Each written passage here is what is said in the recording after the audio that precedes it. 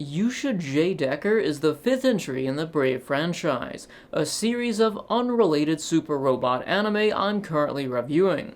For fans of Excaiser, J Decker is a return to form under the vision of Might Guide director Shinji Takamatsu. Although the anime stays true to its episodic roots, I think it's innovative enough to avoid stagnation. Rather than featuring the same incompetent cartoon villain in every episode, J Decker is the first Yuusha entry to be truly episodic. There's no repetitive, overarching villains, but some do make second appearances. Instead, the plot is divided into 1 or 2 episode segments surrounding cases our AI-infused mechanical police team investigates. While I enjoy the comical antics of the evil Dinobots in Excaiser, this was a welcome change of pace. Every other episode offers a unique experience containing action, mystery, comedy, and some emotional character developments. Perhaps J Decker's most significant improvement is a total overhaul of its mech's personality. Although the Yuusha series was a spiritual successor to the Transformers, I always felt their personalities never compared due to being too subtle or non-existent.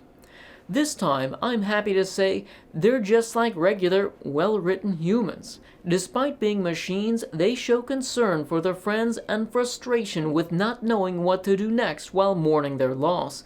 Some are competitive overachievers longing for acceptance. Others are loners, doing things their own way while occasionally lashing out at others' desires for them to conform. They have their strengths, weaknesses, and insecurities, and some experience a slight degree of maturing over time. They're easily the most complex personalities I've ever seen given to machines. After falling through an airshaft, young Yuta discovers his new best friend, Deckard, a giant AI police prototype. After 6 months of spending time together, Deckard becomes sentient, creating an unbreakable bond. This unexpected level of communication convinces their police commissioner to offer 10-year-old Yuta a job on the force commanding a special unit of mechs modeled after Deckard. I know it's a silly premise, but J Decker is an all-ages friendly anime. However, it does more than most kids shows by raising the question of defining sentience and if artificial consciousness deserves equality.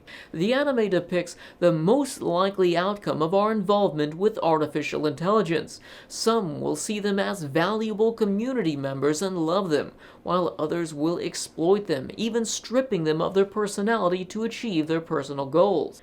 I enjoyed how some of these cases played out as a mystery, like Case Closed if Conan's friends weren't elementary school children with soccer balls, but instead giant mechs with soccer balls. These episodes began painting what appears to be a transparent crime, but some gradually evolve, revealing clues leading to some tragic story about a new life form struggling to survive. Although I'd love an anime about mechs solving mysteries, it's not what the Yuusha franchise is about, so these cases are only a small part of the experience. J Decker brings back all of the exciting combat you'd expect, but with guns. Lots of guns. It's satisfying to watch Deckard spin his revolver, holster it, or drop his spent casings on the ground. Or when McCrane, who's probably a reference to Die Hard's John McClane, rams through a wall and starts blasting baddies away with his shotgun. The kaiju battles have also returned, with a twist. Many of them are natural inhabitants of the Earth, occasionally complementing the theme of understanding sentient life. For example, Yuta's father is an archaeologist who inadvertently brings a fossilized kaiju back home, revealing a hidden kingdom of ancient monsters.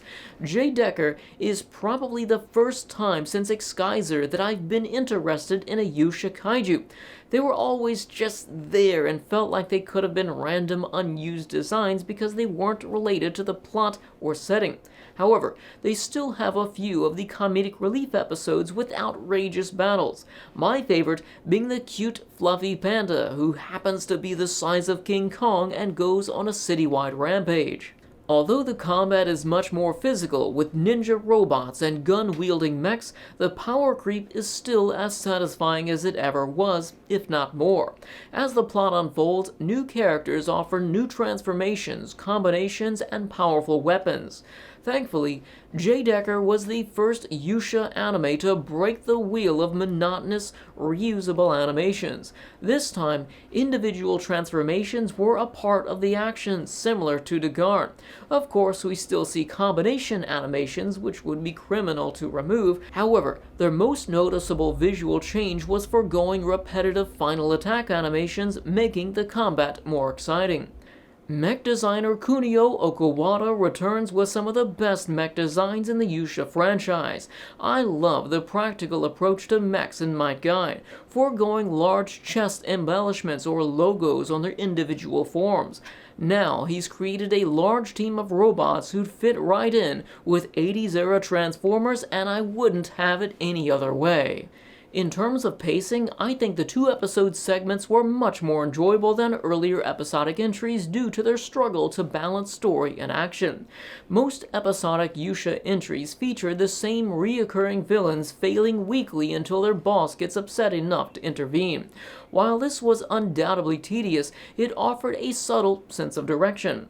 Unfortunately, I felt J Decker lacked in that regard, as it was a little too episodic. Both styles have their pros and cons, so it just comes down to personal preference. Admittedly, the biggest problem is the way I watched it. Episodic 50-episode series aren't meant to be marathoned. However, as an anime reviewer, I have no choice. I recommend watching 2 episodes of J Decker per day, preferably watching the connected episodes within the same day. Overall, J Decker combines many of the best elements from all Yuusha anime while adding improvements. It's got the best written mechs, the most interesting and enjoyable episodic plotlines, and does the best job of minimizing the reusable animations. I give J Decker an 8.5 out of 10.